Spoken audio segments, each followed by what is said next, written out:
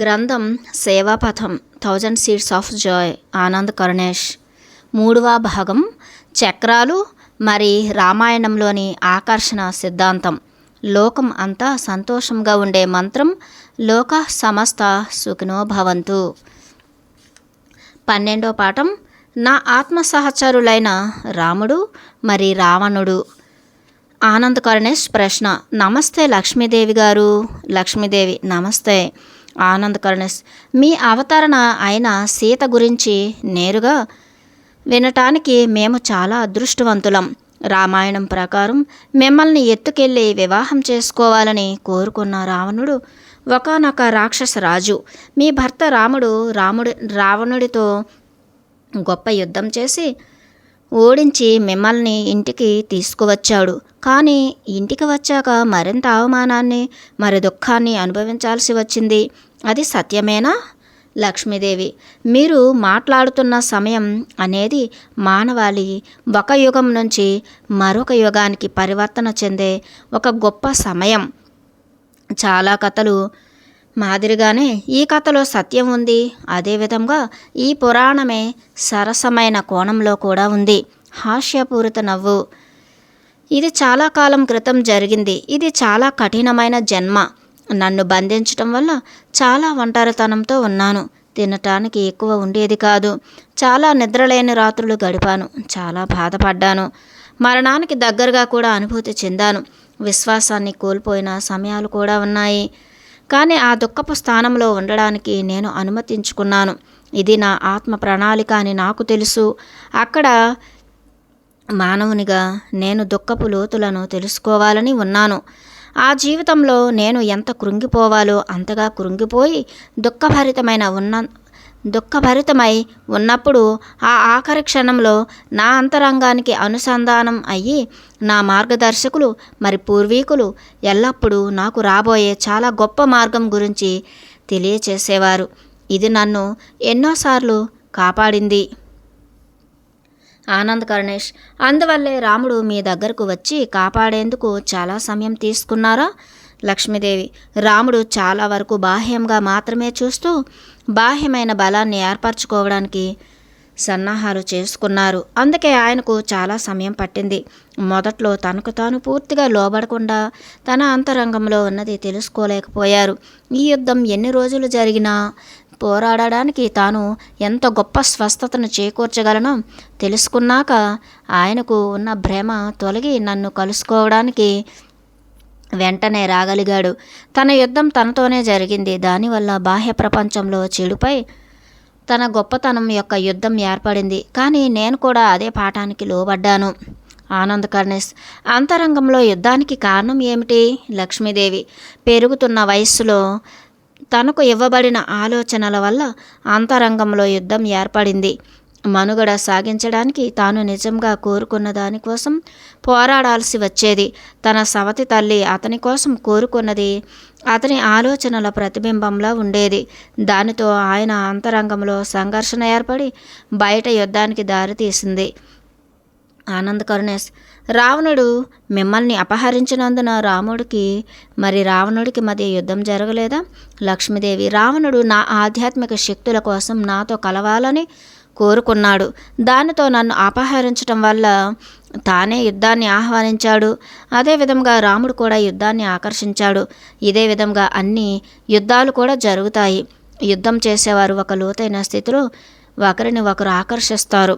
ఆనంద్ కరుణేష్ చాలామంది హిందువులు రాముడు మంచివాడని మరి రావణుడు చెడ్డవాడని అనుకుంటారు. లక్ష్మీదేవి మనస్సు దృక్పథమైన ద్వంద్వత్వంలో చూసినప్పుడు ఇది విలక్షణ సత్యమే. కానీ మంచి చెడుకి మించిన హృదయం మరి ఆత్మకు సంబంధించిన ఉన్నత సత్యాలు ఉన్నాయి. ఆనంద్ కరుణేష్ ఈ ఉన్నత సత్యాలు ఏమిటి? లక్ష్మీదేవి రాముడు మరి రావణుడు ఆత్మ సహచరులు.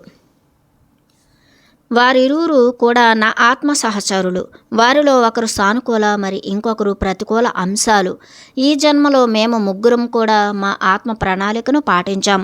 రాముడు తన సవతి తల్లి మరి తన తండ్రిని ఒప్పించి వారి ఆమోదాన్ని తీసుకోవాలని కోరుకునేవాడు. నేను ఇంతకుముందు చెప్పినట్లుగా ఇతరుల ఆమోదం కోసం వారిని ఒప్పించటం వల్ల వారి బంధాల్లో సన్నటి చీలిక ఏర్పడుతుంది. ఎందుకంటే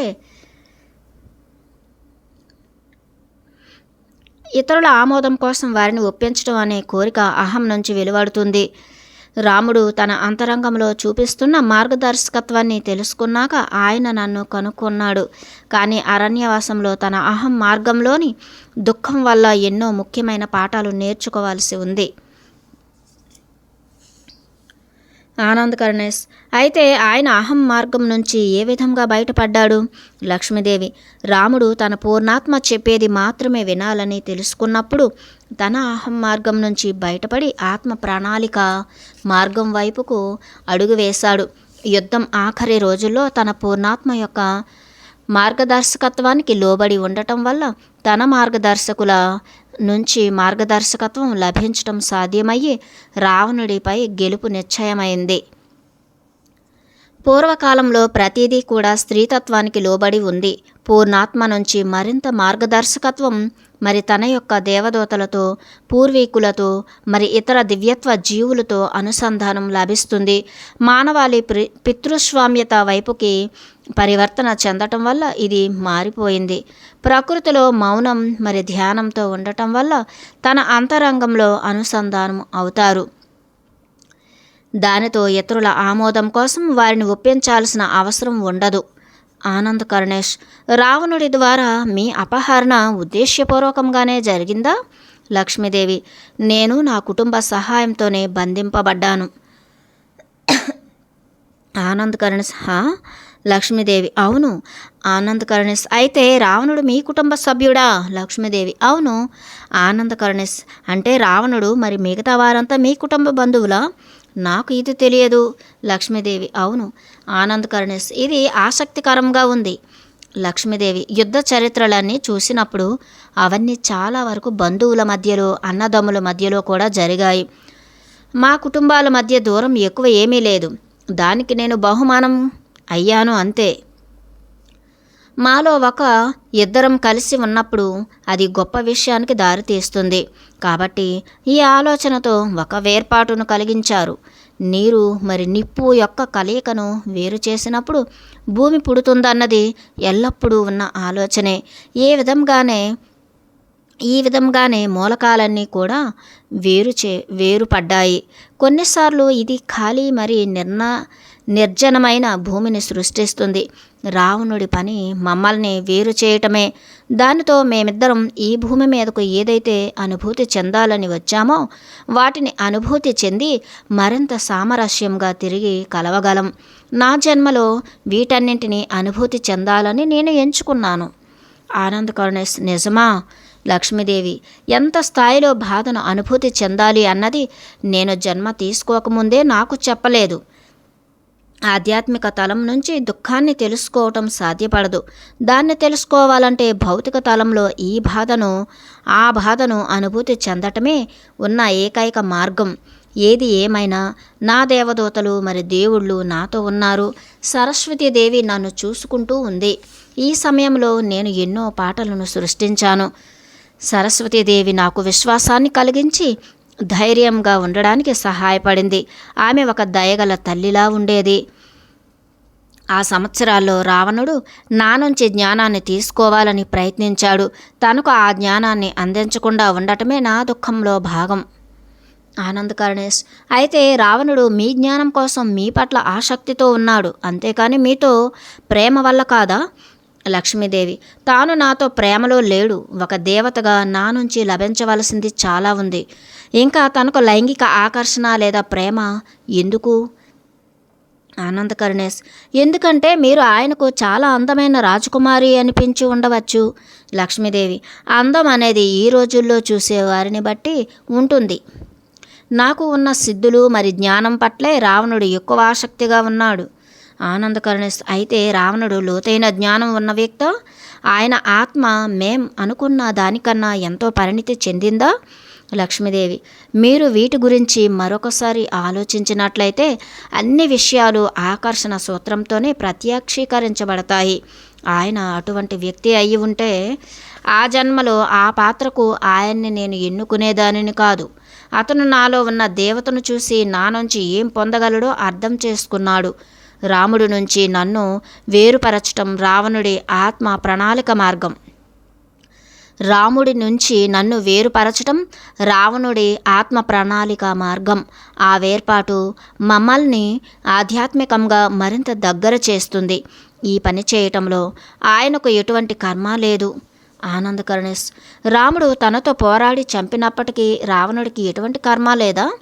లక్ష్మీదేవి, అది అలా జరిగినప్పటికీ తనకు ఎటువంటి కర్మ లేదు. ఆనందకరణేష్, మీరు కూడా లోబడాల్సి ఉందని మీరు చెప్పారు. మీరు దేనికి లోబడాలి? లక్ష్మీదేవి, నేను జన్మ తీసుకునే సమయానికి భూమితో పూర్తి సామరస్యంగా ఉన్నాను. అందువల్ల నా మొదటి చక్రం పూర్తిగా ఉత్తేజమయ్యి భూమితో పాతుకుపోయి ఉంది. నేను భూమికి లోబడి ఉండటం వల్ల నా శరీరం పట్ల శ్రద్ధ మరియు భోజనం వెతుక్కోవటం వంటివి కొంచెం కష్టమయ్యాయి. ఎక్కువ ఒంటరితనం మరి దుఃఖం ఉండేది. ఎల్లప్పుడూ దుఃఖపు ఆలోచనలను ఆలోచిస్తూ ఉండేదానిని. నేను వాటికి లోబడి ఉన్నప్పుడు మార్పు సాధ్యమయ్యింది. నా ఆలోచనలు ప్రేమను మరి పరమానందాన్ని ప్రత్యక్షీకరణ చేసేలా మారిపోయాయి. నేను వాటిపై మనస్ఫూర్తిగా ధ్యానం చేసినప్పుడు నా జీవితంలోని చిన్న చిన్న ఆనందాలని కూడా ఐశ్వర్యంగా భావించినప్పుడు నా ప్రకంపన క్షేత్రస్థితి పెరిగి రాముడిని నన్ను దగ్గర చేసింది. ఆనందకరణేష్, అయితే జీవితం గురించిన మీ ఆలోచనలు మీరు ఒంటరిగా ఉన్నప్పుడు మారిపోయాయా? లక్ష్మీదేవి, అవును. నా ఆలోచనలు గాఢమైన నిరాశ స్థితి నుంచి గొప్ప పరమానందం వైపుకి పరివర్తన చెందాయి. ఇది సంభవించినప్పుడు నేను రాముడి కోసం పాటలు పాడేదానిని. నా జీవితంలోని ఈ సమయంలో ఎన్నో పాటలను సృష్టించాను. ఈ పరివర్తన జరిగిన తర్వాతనే నేను నా సహజ స్వభావానికి దివ్య జ్ఞాన ప్రకాశం చెంది ఆ అనుసంధానాన్ని ఏర్పరచుకున్నాను. మనలోని పరమానందం మనకు ఏదైతే నిజంగా పొందాలన్న కోరిక ఉందో దానిని ప్రత్యక్షీకరణ చేయటం మాత్రమే కాకుండా దివ్య జ్ఞాన ప్రకాశానికి ద్వారాలను తెరుస్తుంది. ఇదే ప్రతి ఒక్క దివ్య జ్ఞాన ప్రకాశం పొందిన వ్యక్తి యొక్క మార్గం. అప్పుడే రాముడు నన్ను కనుగొన్నాడు. ఆనందకరణేష్, ఆహా, అయితే మేము దానిని వెనక నుంచి అర్థం చేసుకున్నాం. మరి కోరికలు తీరినప్పుడే మనం ఆనందంగా ఉంటామని ఆలోచిస్తాం. కానీ మనం అంతరంగ లోతుల్లో పరమానందంతో ఉన్నప్పుడు మనకు ఏదైతే కావాలో దానిని ప్రత్యక్షీకరించగలం అని మీరు అంటున్నారు. లక్ష్మీదేవి, అవును. మీ అంతరంగంలో ఆ పరమానందాన్ని రుచి చూసేంత వరకు మీకు ఏం కావాలన్నది మీకే తెలియదు. రాముడు కూడా దీనికి లోబడినప్పుడు నా వైపుకు తనని ఆకర్షించగలిగాను. అదేవిధంగా మేమిద్దరం కూడా పరమానందంతో నిండిన శూన్యతకు రాగలిగాం. ఆనందకరణేష్, ఇంతకుముందు రావణుడు చెడ్డవాడు కాదని చెప్పారు. ఆయన ఎలా ఉండేవాడు?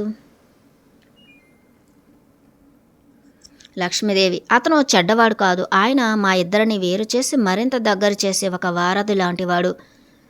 రావణుడు శివునికి పరమభక్తుడు. మరి ఆయన అంశ కూడా చాలా జ్ఞానం మరి నైపుణ్యత కలిగిన యోధుడు. తపస్సు, ఇతర సన్యాస పద్ధతులు వంటివి చేయటం వల్ల తాను ఎంచుకున్న విధంగానే తన శరీరం వ్యక్తమయ్యేటటువంటి శక్తులు తనకు లభించాయి. కానీ ఈ పద్ధతులే తన పతనానికి దారి తీశాయి. అవి తన సహజ స్వభావానికి దివ్య జ్ఞాన ప్రకాశం చెందటంలో సహాయపడకుండా అహానికి దారి తీశాయి. ఉన్నత చక్రాలు ఉత్తేజం అవ్వకుండా క్రింది స్థాయి చక్రాలు ఉత్తేజం అవటం వల్ల జరిగే ప్రమాదాల్లో ఇది కూడా ఒకటి. సిద్ధులు పొందటం వల్ల దుఃఖానికి గురి అవటం అనేది చూపించటమే రావణుడి మార్గం. ఆనందకరణేష్, అయితే ఈ మొత్తం కథలో రావణుడు చెడు కాదన్నమాట. అయినప్పటికీ మానవుని పరిమిత మనస్సుతో తనని చెడుగానే చూస్తాం. లక్ష్మీదేవి, అవును. చెడుగా అనుకునే జొడాస్, లూసిఫర్ వంటి వారు కూడా చెడ్డవారు కాదు. వారందరూ కూడా స్త్రీతత్వ మరి పురుషతత్వ శక్తులను వేరు చేయటం మరి విరుద్ధతను సృష్టించటంలో తమ పాత్రను పోషించారు. మొత్తంగా చూసినప్పుడు చెడు అనేది లేదు. ఎందుకంటే ప్రతిదీ శూన్యంలోని భాగమే. ఆనందకరణేష్, అందరూ చెడు అనుకునే విధంగా రావణుడు ఎందుకు జన్మ తీసుకోవడానికి ఎంచుకున్నాడు? లక్ష్మీదేవి, రావణుడి ఆత్మ కూడా విష్ణుమూర్తిలోని భాగమే. తాను ఏ విధంగా క్రిందకు పతనమయ్యి తన శత్రువుగా వివిధ జన్మల్లో జన్మ తీసుకుని విరుద్ధతను సృష్టించవచ్చు అని విష్ణువే నిర్ణయించుకున్నాడు. ఆనందకరుణి ఆహా, రావణుడు కూడా విష్ణుమూర్తిలోని భాగమే లక్ష్మీదేవి. అవును, ఏ విధంగా అయితే లూసిఫర్ భగవంతునిలోని భాగమో అదే విధంగా రావణుడు కూడా విష్ణుమూర్తిలోని భాగం. ఆనందకరుణేష్, అయితే రాముడు రావణుడిని సంహరించిన తరువాత రావణుడికి ఏం జరిగింది? రాముడు రావణుడిని సంహరించిన తర్వాత రావణుడికి ఏం జరిగింది? లక్ష్మీదేవి, ఇద్దరు దివ్య జ్ఞాన ప్రకాశం పొందారు. రాముడి దివ్య బాణం రావణుడి 3వ చక్రం నుంచి వెళ్ళినప్పుడు తన అహం వల్ల ఏర్పడిన గొప్ప భ్రమను రావణుడు తెలుసుకున్నాడు. ఆ మరణ బాణం వల్ల తన క్రింది 3 చక్రాలు తెరుచుకుని అమరికలో ఉన్నాయి. దానితో తన కర్మ మరి దుఃఖం నుంచి విముక్తుడై మరణ సమయంలో అనాహత చక్ర స్థితికి చేరుకున్నాడు. తన క్రింది చక్రాలు తెరుచుకున్నప్పుడు తన బాధ ముగిసినప్పటికీ ఉన్నత చక్రాల దివ్య జ్ఞాన ప్రకాశం ఆ జన్మలో పొందలేదు. ఎందుకంటే ఆ సమయానికే తను శరీరం వదిలేశాడు. దివ్య జ్ఞాన ప్రకాశం పొందడానికి రావణుడికి మరణం ఆత్మ ప్రణాళిక మార్గం అయితే, క్రమంగా దివ్య జ్ఞాన ప్రకాశం పొందటం రాముడి ఆత్మ ప్రణాళిక మార్గం. రావణుడితో తన యుద్ధం కొన్ని రోజులు కొనసాగినప్పటికీ రావణుడి యొక్క శక్తిని రాముడు గుర్తించాడు. తన బాణాలు మళ్ళీ రావణుడికి తాకినప్పటికీ అవి రావణుడిని సంహరించలేదు. ఇవన్నీ జరగటం చూసి రాముడు పరివర్తన చెందాడు. అది రాముడిని శక్తి కోసం మరి ప్రేరణ కోసం తన పూర్ణాత్మకు పూర్తిగా లోబడేలా చేస్తుంది. అలా లోబడటం వల్ల రావణుడు తన నీడలోని భాగమని రాముడు అర్థం చేసుకున్నాడు. అహాన్ని పూర్తిగా వదిలేయాలని తమకి తాము అనుకుంటే తప్ప అహం ఎప్పటికీ నాశనం అవ్వదు అని ఆ క్షణంలో రాముడికి అర్థమయ్యింది. ఆనందకరుణేష్ ఆహా, లక్ష్మీదేవి, ఆ సమయంలో రాముడు తన హృదయపు లోతులకు వెళ్ళి రావణుడి ఆత్మను కరుణతో హత్తుకున్నాడు. ఇలా చేయటం వల్ల తన అహం కరిగి రావణుడి బాధను తన స్వంత బాధగా అనుభూతి చెందాడు. ఈ సమయంలో బ్రహ్మాస్త్రం సహాయంతో రావణుడిని విముక్తుడిని చేయాలని రాముడికి మార్గదర్శకత్వం లభించింది. కరుణతో మరి ప్రార్థనతో ఈ దివ్య బాణాన్ని వదిలినప్పుడు అది రావణుడి మణిపూరక చక్రానికి తగిలి ఇద్దరూ ఒక్కసారి దివ్య జ్ఞాన ప్రకాశం పొందారు. అక్కడ కాంతి విస్ఫోటనం జరిగి ఆ విస్ఫోటనంలో ఇద్దరూ ఒకరి పట్ల మరొకరు అపారమైన ప్రేమ మరి భక్తి ఉన్న ఆత్మ సహచరులని తెలుసుకున్నారు. ఇద్దరూ కూడా తమ క్రింది 3 చక్రాలను ఉత్తేజం చేసుకుని అమరిక ఏర్పరచుకున్న తర్వాత ఆ మనస్సు లేని శూన్యస్థితిని తెలుసుకున్నారు. రావణుడిలా ఆ క్షణమే మరణించకుండా రాముడు ఉన్నత చక్రాల దివ్య జ్ఞాన ప్రకాశంలో ఒదిగి ఉండాలనుకున్నాడు. రాముడు పూర్తిగా లోబడి ఉన్నప్పుడు ఉన్నత చక్రాలు కూడా వాటంతటవే కొద్ది సమయంలోని ఉత్తేజమయ్యాయి. ఆనందకరుణేష్, ఇది ఇద్దరు ఆత్మ సహచరుల అద్భుతమైన దివ్య జ్ఞాన ప్రకాశపు కథ. లక్ష్మీదేవి, అవును, రావణుడు తన తపస్సు మరి ఇతర సన్యాస పద్ధతుల ద్వారా రాముడి మార్గాన్ని తెలుసుకుని దివ్య జ్ఞాన ప్రకాశానికి చాలా చేరువలో ఉన్నాడు. కానీ ఈ పద్ధతుల వల్ల తన క్రింది చక్రాలకు అనుసంధానమయ్యి ఉన్న కర్మలు తీరకముందే ఉన్నత చక్రాలు తెరుచుకున్నాయి. ఇది అతని పతనానికి కారణమయ్యింది. తన ఉన్నత చక్రాలు ఉత్తేజం అవటం వల్ల తన అహం పెరిగి క్రింది చక్రాల్లో ఉన్న మూలకాలలో అసమతుల్యత ఏర్పడింది. క్రింది చక్రాలు తెరుచుకోకముందు ఉన్నత చక్రాలు లేదా 3వ కన్ను వంటి వాటిని తెరుచుకోవటం మీద దృష్టి పెడితే ఇటువంటి ప్రమాదాలు జరుగుతాయి. 13వ పాఠం, చక్రాలు మరి మూలకాలు. ఆనందకరుణేష్, చక్రాలు మరి మూలకాలు గురించి మరింత తెలియచేయగలరా?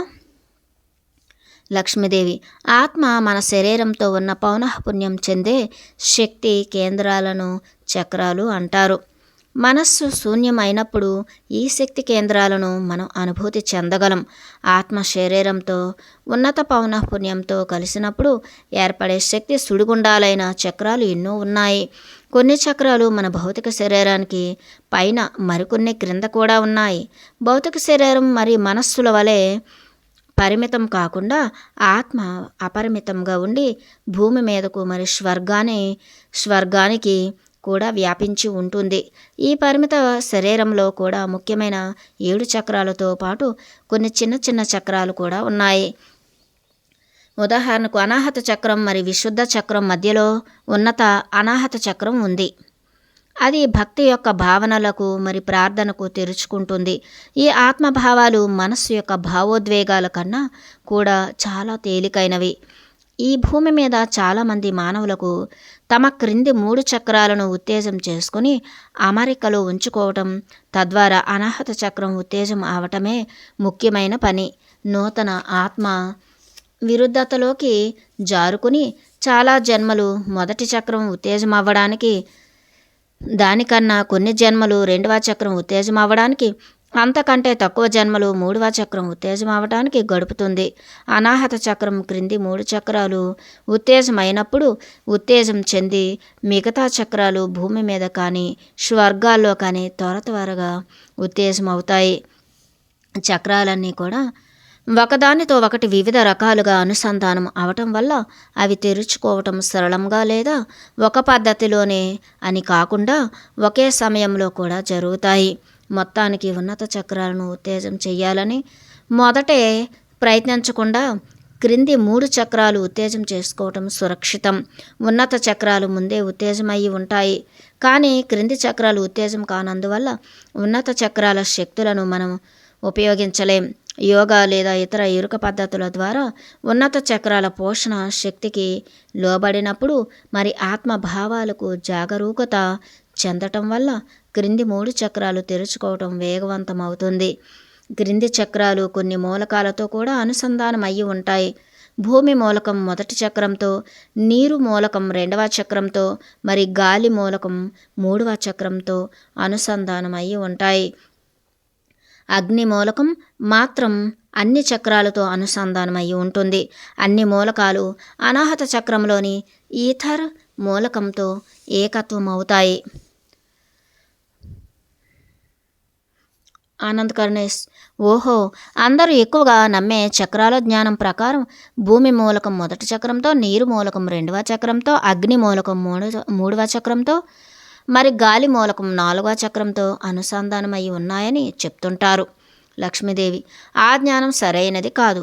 రావణుడికి గాలితో సూచింపబడే అక్కడక్కడే తిరుగుతున్న అహంకారపు ఆలోచన నమూనాల అసమతుల్యత 3వ చక్రంలో ఉంది.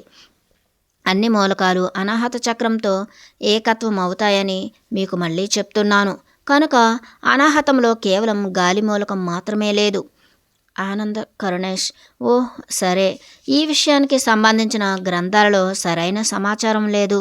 లక్ష్మీదేవి: చాలా సమాచారం అనేది కొన్ని అసలైన గ్రంథాల నుంచి తీసుకోబడింది.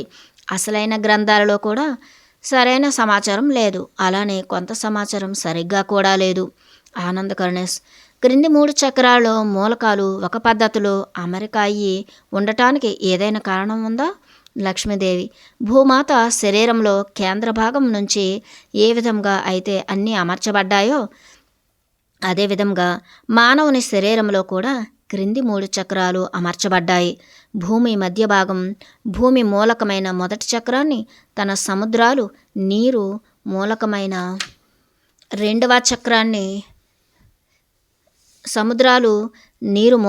2వ చక్రాన్ని, మరి తన వాతావరణం గాలి మూలకమైన 3వ చక్రాన్ని సూచిస్తాయి. అదేవిధంగా అగ్ని అనేది తన కేంద్ర భాగంలో, తన నీటిలో, మరి తన వాతావరణంలో కూడా ఉంది. ఆ నిప్పే లేకపోతే భూసముద్రాలు గడ్డ కట్టుకుంటాయి, గాలి కూడా గడ్డ కట్టుకుపోతుంది. ఆనంద్ కరుణేష్: ఆహా, అయితే అగ్ని అనేది అన్ని చక్రాల్లో ఉంటుందా? లక్ష్మీదేవి: అవును. ఉదాహరణకు 2వ చక్రాన్ని తీసుకోండి. ఈ చక్రం లైంగికతకు మరి భావోద్వేగాలకు స్థానం. అవి నిప్పు మరి నీరు మూలకాలను సూచిస్తాయి. భావోద్వేగ అనుసంధానం నుంచి వేరు కానప్పుడు లైంగిక వ్యక్తీకరణ అనేది చాలా ఆనందాన్ని ఇస్తుంది. ఆనంద్ కరుణేష్: అవును, నిజమే. అగ్ని ఒక్కొక్క చక్రంలో ఒక్కొక్క విధంగా పనిచేస్తుందా? లక్ష్మీదేవి: అవును. అగ్ని సృష్టిస్తుంది, సంరక్షిస్తుంది, మరి చక్రాలలో పైకి వెళ్ళే కొద్దీ నాశనం కూడా చేస్తుంది. అగ్ని క్రమంగా దాని స్వభావాన్ని మార్చుకుంటూ వెళ్తుంది. అందువల్ల ఒక చక్రం నుంచి మరొక చక్రానికి ఒక్కసారిగా దూకినట్లు ఉండదు. అగ్ని శక్తి యొక్క పూర్తి వ్యక్తీకరణకు పరిమితులు లేవు.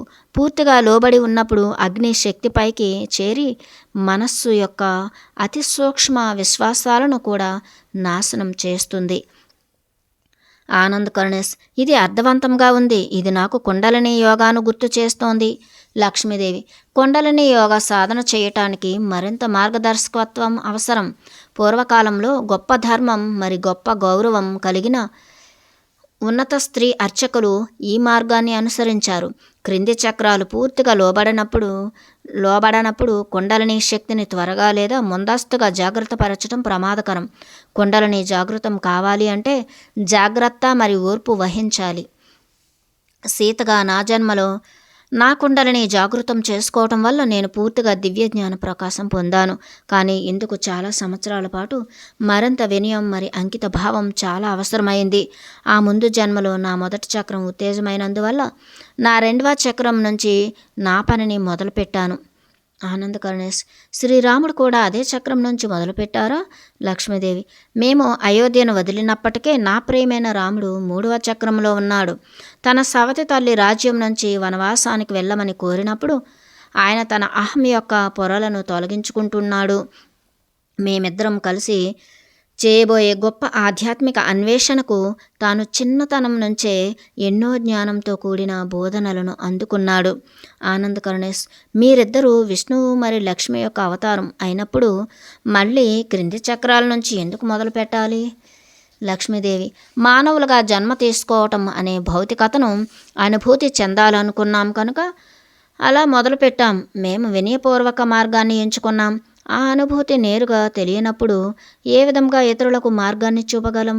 ఆనంద్ కరుణేష్, ఈ సమయంలో మానవులు ఏ చక్రంలో ఇరుక్కుపోయారో తెలియచేయగలరా? లక్ష్మీదేవి, 80% మానవులు మొదటి చక్రంలోనే ఉన్నారు. ఆనంద్ కరుణేష్, మొదటి చక్రం గురించి మరింత తెలియచేయగలరా? లక్ష్మీదేవి, ఈ చక్రం భూమికి దగ్గరగా ఉండి భూమితో అనుసంధానమయ్యి ఉంది. ఈ చక్రం ఇంద్రియాలతో అవగాహన తెచ్చుకోవడానికి అనుమతిస్తుంది. ఇది మీ మౌలిక అవసరాలైన తిండి, నీడ మరి మనుగడ సాగించటంతో అనుసంధానమయ్యి ఉంటుంది. ఈ చక్రం చాలా వరకు ఇంటికి సంబంధించిన భద్రతాభావం, ఆరోగ్యం మరి బంధాలకు చెంది ఉంటుంది. ఈ చక్రం పాత వాటిని విడుదల చేయడానికి సహాయపడుతుంది. ఆకుకూరలు తినటం వల్ల ఈ చక్రం సమతుల్యమవుతుంది. ప్రాథమిక మానవ స్పందన అయిన పోరాటం, వదిలి వెళ్ళటం లేదా స్తంభించటం వంటివి ఈ చక్రం వల్లే జరుగుతాయి. ఇది అసమతుల్యమైనప్పుడు భయం మరి కోపం యొక్క నమూనాలను సృష్టిస్తుంది. భౌతిక పరిస్థితులైన వ్యసనాలు, పేదరికం, రోగాలు, హింస మరి పీడన వంటివి అన్నీ కూడా ఈ చక్రం యొక్క అసమతుల్యత యొక్క ఫలితాలు. చాలామంది ఈ చక్రాన్ని సమతుల్యం చేసుకునే ప్రయత్నంలో ఉన్నారు.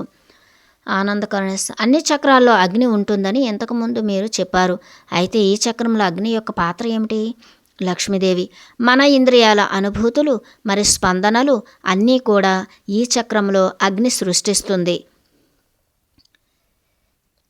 స్వచ్ఛమైన భౌతిక లైంగిక వ్యక్తీకరణ అనేది ఈ మొదటి చక్రం నుంచి వెలువడుతుంది. ఆధ్యాత్మిక అభివృద్ధి కోసం అగ్నిని పైకి పంపటం చాలామందికి కష్టం అవుతుంది. వారి లైంగిక శక్తిని కేవలం మొదటి చక్రం నుంచే అనుభూతి చెందటం వల్ల చాలామంది మానవులు తమ భాగస్వాములతో భావోద్వేగంగా అనుసంధానం అవ్వలేరు. ఇందులో తప్పు ఏమీ లేదు, కానీ ఉన్నత చక్రాలతో కలవలేకపోవటం వల్ల ఈ పరమానందం అనేది కేవలం పితృస్వామ్య వ్యక్తీకరణగానే మిగిలిపోతుంది. మొదటి చక్రంలో అసమతుల్యంగా ఉన్న అగ్ని మూలకం జడత్వం లేదా హింసకు దారితీసి తక్కువ అగ్ని వల్ల మానవులను బలహీనంగా లేక భయంతో ఉండేలా చేస్తుంది. వాళ్ళ భయం వాళ్ళని ఒక విధమైన ఆలోచనలలో ఇరుక్కుపోయేలా చేయటం లేదా జడత్వంతో ఒకే చోట ఉండిపోవటం లేదంటే లైంగికంగా ఆవేశం మరి హింసను సృష్టిస్తుంది. సమతుల్యమైన మరి సరి అయిన అగ్నితత్వం మొదటి చక్రంలో ఉంటే భౌతికంగా ఆరోగ్యం మరి చురుకుదనం ఉంటూ ప్రకృతితో అనుసంధానం కలిగి ఉండేలా చేస్తుంది. ఆనంద్ కరుణేష్, మీరు సీతగా జన్మ తీసుకున్నప్పుడు రావణుడు మీతో ఆవేశంగా ప్రవర్తించడానికి కారణం కూడా రావణుడికి మొదటి చక్రంలో కొంత అసమతుల్యత ఉందా? లక్ష్మీదేవి, లేదు, కానీ అతనికి 3వ చక్రంలో చాలా ఎక్కువగా అసమతుల్యత ఉంది. ఇంతకుముందు చెప్పినట్లు తనకు నా ఆధ్యాత్మికత కావాలి, శరీరం కాదు. నేను నా స్వేచ్ఛానుసారం ఎంచుకున్నప్పుడే తనకు నేను కావాలి. అది నేను ఒప్పుకోలేదు. కానీ నా 2వ చక్రంలోని శక్తిని తీసుకోవటానికి నా చుట్టూ కొంతమంది ప్రయత్నించారు. నాకు భూమికి బలంగా అనుసంధానమయ్యి ఉండటం తెలిసినందువల్ల మొదటి చక్రానికి సంబంధించి తీసుకోవటానికి ఏమీ లేదు. ఆనందకరుణేష్, అయితే మీరు ఏదైనా తిని జీవించగల మార్గాన్ని కనుక్కోగలిగారా? లక్ష్మీదేవి, నాకు అవసరమైన వాటిని నేను ప్రత్యక్షీకరించుకోగలిగేదాన్ని. ఆనందకరుణేష్, సీతగా మీ జన్మలో మీ బాల్యం గురించి మాకు ఎక్కువగా తెలియదు. దాని గురించి ఏదైనా కొంత తెలియచేయగలరా? లక్ష్మీదేవి, చాలా జన్మల్లో చిన్నపిల్లగా ఉన్నప్పుడు నాలో గొప్ప పరమానందం ఉంది. మీరు మాట్లాడుతున్న ఆ జన్మల్లో నేను ఎంచుకోబడిన దానిని అని నాకు తెలియదు. కానీ నా మొదటి చక్రం ఉత్తేజంగా ఉన్న స్థితిలోనే నేను జన్మను తీసుకున్నాను. ప్రకృతిని అర్థం చేసుకునే శక్తి నాకు ఉంది. అందువల్ల ప్రకృతి నాకు కొన్నింటిని అందించేది. ఉదాహరణకు పక్షి నాకు దాని అలవాట్లు నేర్పించింది. అందువల్ల నేను పక్షిలా తినగలను. ఈ రోజుల్లోని బాధల ఆ రోజుల్లో లేదు. ఇంతకుముందు మీకు చెప్పినట్లు దొరికిన దాన్ని తిని జీవించటం నాకు తెలుసు. ఒక బిడ్డగా నాకు తెలిసిందల్లా జీవితం ఒక ఆట అని మాత్రమే. ఇతరుల గురించి ఆలోచించటం, మరి ఇతరులను సంతోషపెట్టడం వంటివి చేయడానికి ఎప్పుడూ నేను సిద్ధంగా ఉండేదాన్ని. కొంతమంది నా దగ్గరకు వచ్చి తమకు స్వస్థత కూర్చడానికి అవసరమైన వాటిని చేసి ఇవ్వమని కోరేవారు. ఆనందకరుణేష్, అంటే స్వస్థత చేకూర్చే పదార్థాలు? లక్ష్మీదేవి, అవును. వారు ఆ పదార్థాలను లోపలి తీసుకోవటం వల్ల అది వారి మనస్సులను తెరుచుకునేలా సహాయపడుతుంది. అటువంటివి చేయడం నాకు ఎటువంటి డబ్బు లేదా లాభం వంటివి ఆశించి కాదు. యుక్త వయస్సు నుంచే నాకు వీటి గురించి తెలుసు. ఇటువంటి నైపుణ్యం నాకు 9 సంవత్సరాల వయసు నుంచే వచ్చింది. ఇవన్నీ నాకు పుట్టుకతోనే వచ్చాయి.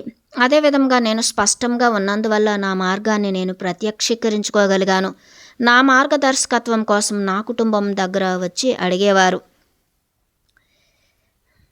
ఆనందకరుణేష్, బుద్ధుడు వంటి కొంతమంది దివ్యజ్ఞాన ప్రకాశం పొందిన వారు కూడా అడవుల్లో దివ్యజ్ఞాన ప్రకాశాన్ని వెతుకుతున్నప్పుడు భౌతిక అడ్డంకులను ఎదుర్కొన్నారని నాకు తెలుసు. ఆఖరిలో మధ్య మార్గానికి వచ్చారని తెలుసు. కానీ వీటన్నింటి మొదట్లో ఏ విధంగా ఎదుర్కొన్నారు? ఆయనకు కూడా మీలా మొదటి చక్రం ఉత్తేజమయ్యే ఉందా? లక్ష్మీదేవి, ఆధ్యాత్మిక సాధన కోసం ఒక్కొక్కసారి తమ దగ్గర ఉన్నవన్నీ కూడా వదులుకోవలసి వస్తుంది. తనకు అంతరంగంలో తెలిసిన దాన్ని గ్రహించి అంగీకరించడానికి, మరి దానికి లోబడి ఉండడానికి చాలా ఓర్పు మరి విశ్వాసం కావాలి. మన ప్రియమైన బుద్ధునికి తన మొదటి చక్రం కేవలం తన చుట్టూ ఉన్న వారితోనే కాకుండా తన పేరుతో మాత్రమే కాక కుటుంబ పేరు ప్రఖ్యాతలతో కూడా అనుసంధానమయ్యి ఉంది. దాని నుంచి దూరంగా వెళ్ళటం వల్ల తన కుటుంబంలో అసమ్మతి ఏర్పడింది. దానితో తన కుటుంబం భద్రతా రీత్యా తన విధిని నిర్వర్తించాల్సి ఉంది. ఆయనకు వీటన్నింటినీ వదిలేయటం వల్ల తన కుటుంబం చిన్నాభిన్నం అవుతుందని అనిపించింది. ఆయన నిర్ణయం తీసుకోవటం ఇందువల్ల కపటమయ్యింది తప్ప మీరు అనుకునే భౌతిక అడ్డంకుల వల్ల కాదు. అయినప్పటికీ కుటుంబ బాధ్యతలు మోయటం తన లక్ష్యం కాదని చివరకు తెలిసి తన స్వంత కుటుంబం కంటే కూడా బయట ఉన్న కుటుంబం చాలా పెద్దదని అర్థం చేసుకుని వాటన్నింటిని వదిలేయడానికి ఎంచుకున్నారు. ఆనందకరుణేష్, ఆయన విశ్వ కుటుంబం గురించి ఆలోచించారా? లక్ష్మీదేవి, అవును. ఆయన దాన్ని అర్థం చేసుకున్నప్పుడు వీటిని వదిలేయటం ఆయనకు తేలిక అయ్యింది. ఎందుకంటే తాను ఎంచుకున్న మార్గం అనేది తన స్వంత కుటుంబం యొక్క ఆధ్యాత్మిక మార్గంపై కూడా ప్రభావం చూపుతోందని అర్థం చేసుకున్నాడు. కుటుంబం నుంచి వేరుపడి అరణ్యంలో జీవించటం అనేది ఆయనకు పెద్ద బాధ కాదు. ఆయన వదిలి వెళ్ళినందుకు కొంతమంది ఆయన పట్ల కోపంగా ఉన్నప్పటికీ తన ధ్యానం ద్వారా అంతిమ చిత్రాన్ని తెలుసుకోగలిగారు. రాజభవనం వదిలేశాక భద్రత కోసం తన తల్లితో లోతుగా అనుసంధానమయ్యి ఉండటం వల్ల ఆయన మొదటి చక్రం స్పందించడం మొదలుపెట్టింది.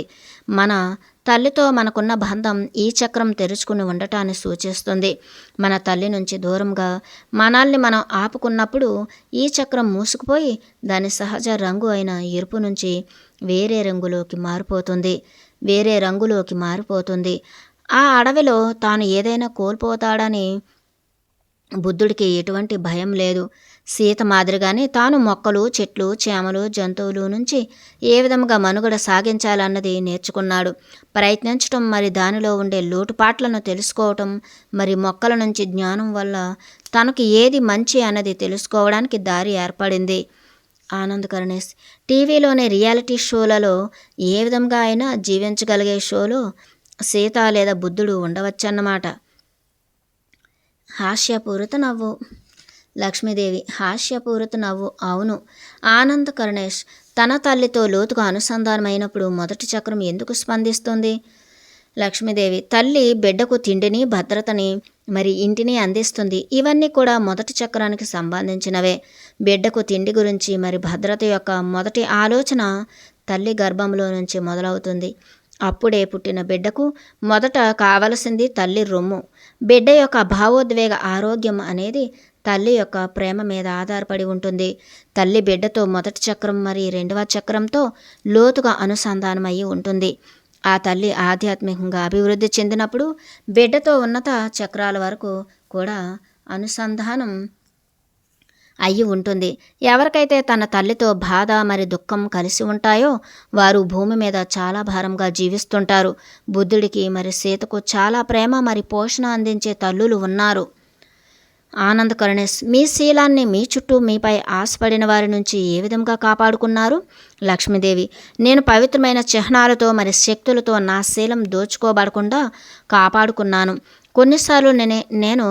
కొన్నిసార్లు నేను నిర్జీవంగా కనిపించేదానిని, మరికొన్నిసార్లు యుక్త వయస్సురాలులా కాకుండా చిన్నపిల్లలాగా కనిపించేదానిని, కొన్నిసార్లు అస్సలు కనిపించకుండా ఉండేలా దేవదూతలు నాకు సహాయపడేవారు.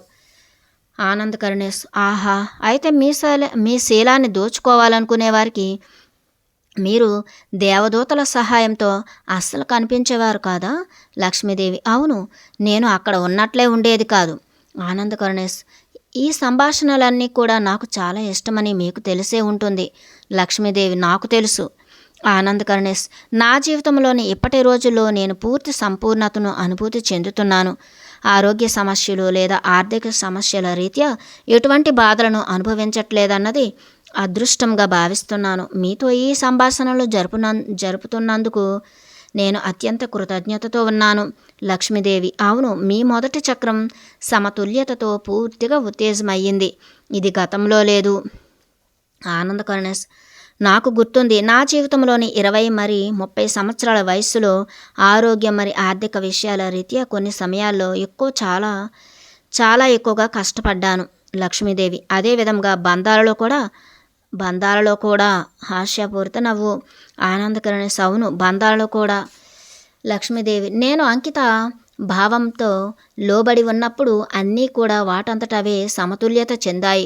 2 అయస్కాంతాలు దగ్గరగా ఉన్నప్పుడు వాటి వ్యతిరేక ధృవాలను వాటంతటవే తెలుసుకున్నట్లు అన్ని చక్రాలు కూడా తమ మార్గాన్ని తెలుసుకుంటాయి.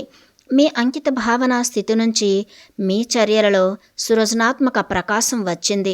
అది స్త్రీతత్వం మరి పురుషతత్వాన్ని సమతుల్యం చేసింది. కొన్నిసార్లు మొదటి చక్రంలో మీ ఎంపికలు చాలా పరిమితంగా ఉండటం వల్ల కర్మ దాని ఆటను కొనసాగిస్తుంది.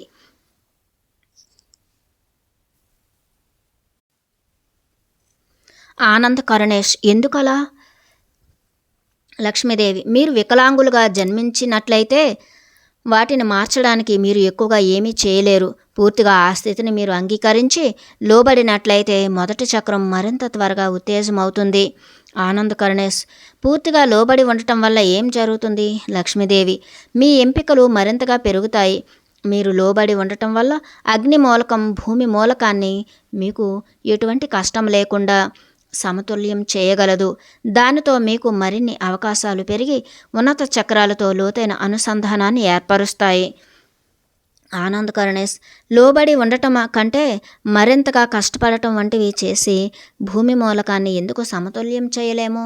లక్ష్మీదేవి మీరు చేయవచ్చు. సరైన స్థానంలోకి తీసుకువెళ్ళగలిగినప్పుడు కొంతవరకు దాని ప్రభావం ఉంటుంది. కానీ అంకిత భావంతో లోబడనప్పుడు ఎక్కడికి దానిని తీసుకువెళ్ళాలి అన్నది మీకు తెలియదు. కొన్ని ప్రదేశాల్లో భూమి మూలకం మరింత గాఢంగా చేరలేని విధంగా ఉండవచ్చు. అటువంటి ప్రదేశానికి చేరుకుంటే సమతుల్యత లభిస్తుంది. అందుకే మీరు లోబడి ఉండటం చాలా అవసరం. ఆనంద్ కరుణేష్, సీత మొదటి చక్రంలో ఉంది. తన ప్రయాణాన్ని 2వ చక్రం నుంచి మొదలుపెట్టిందని ఇంతకుముందు చెప్పారు. 2వ చక్రం గురించి మరింత తెలియచేయగలరా? లక్ష్మీదేవి, 2వ చక్రం భావోద్వేగాలతో మరి లైంగికతతో అనుసంధానమయ్యి ఉంది. ఈ చక్రం ప్రకాశవంతంగా నారింజ రంగులో ఉన్న ప్రకాశవంతమైన సూర్యునిలా ఉంటుంది. ఈ చక్రంలోని శక్తి విద్యుత్ శక్తిలాగా వేసవి కాలంలోని తుఫాన్లా ఉంటుంది. ఇది సహస్రార చక్రంతో తేలికగా అనుసంధానమయ్యి అంతరంగంలో ప్రశాంతత ఆనందాలతో ఉండడానికి సహాయపడి ఆ సంపూర్ణత నుంచి ఎంపికలు చేసుకోవడానికి సహాయపడుతుంది. మీరు ఒక మొక్కని తాకి దాని ఆకుల కోమలత్వాన్ని అనుభూతి చెందటం, ఒక జంతువుని తాకి దాని బొచ్చులో ఉండే మెత్తదనాన్ని అనుభూతి చెందటం వంటివన్నీ కూడా 2వ చక్రం నుంచే వెలువడతాయి. మొదటి చక్రం కేవలం శరీర స్పర్శను మాత్రమే అనుభూతి చెందేలా చేస్తుంది. కానీ 2వ చక్రం ఆ స్పర్శ ఏ విధంగా ఉందన్నది తెలుసుకోవడానికి అనుమతిస్తుంది. ఇద్దరు వ్యక్తులు ఒక తీపి పదార్థాన్ని తిన్నప్పుడు ఒకరికి ఆ రుచి నచ్చుతుంది, మరొకరికి నచ్చదు. అటువంటి ఇష్టాలు 2వ చక్రం నుంచి వెలువడతాయి. భావోద్వేగాలు వివిధ చక్రాల్లో అనుభూతి చెందినప్పటికీ 2వ చక్రంలో ఏర్పడే ప్రాథమిక భయాలను అందరం అనుభూతి చెందుతాం. 2వ చక్రంలోని శక్తి చక్కటి శరీరాన్ని మరి జుట్టుని చక్కగా ఉంచడానికి సహాయపడుతుంది. అది సరిగ్గా పనిచేయనప్పుడు అగ్ని యొక్క ముడి శక్తిని బయటకు విడుదల చేసి ఆవేశం లేదా కోపోద్రిక్తులుగా మారుస్తుంది. లేదంటే అధిక నీటి శక్తి కారణంగా ఎక్కువ భావోద్వేగాల పాలు అవుతారు. మొదటి చక్రం కంటే కూడా ఈ చక్రంలో ఎక్కువ ఎంపిక ఉంది. ఆనంద్ కరుణేష్, ఎందుకు? లవకుశ, మొదటి చక్రం మీ భౌతికత అయిన భూమి మూలకాన్ని సూచిస్తుంది. అదేవిధంగా 2వ చక్రం మీ భావోద్వేగాలైన నీటి మూలకాన్ని సూచిస్తుంది.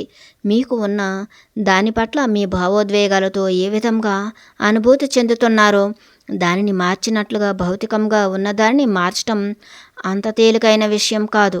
కానీ మీకు దాని పట్ల ఉన్న భావనను మార్చగలిగితే ఆకర్షణ సూత్రాన్ని ఉపయోగించి భౌతిక వాస్తవికతను కూడా మార్చగలరు. ఆనంద్ కరుణేష్, చెడు విషయాలు జరిగినప్పుడు కూడా మంచిగా ఉండేలా నా భావనలను మార్చుకోవడానికి నేను ఎంచుకోగలనా? లక్ష్మీదేవి, మీరు తెలుసుకోలేనప్పటికీ కూడా ఎల్లప్పుడూ మీ జీవితంలో ఏదో ఒక మంచి జరుగుతూనే ఉంది. దానితో పాటు ఏది మంచి ఏది చెడు అన్న దానిని మీరే సృష్టిస్తారు. ఎందుకంటే ఇవి మీ నుంచి విడిగా లేవు. 3వ చక్రంలో ఇది మీరు సృష్టించుకునే ఒక భ్రమ. రహస్యం ఏమిటంటే మీరు మంచిగా భావించటానికి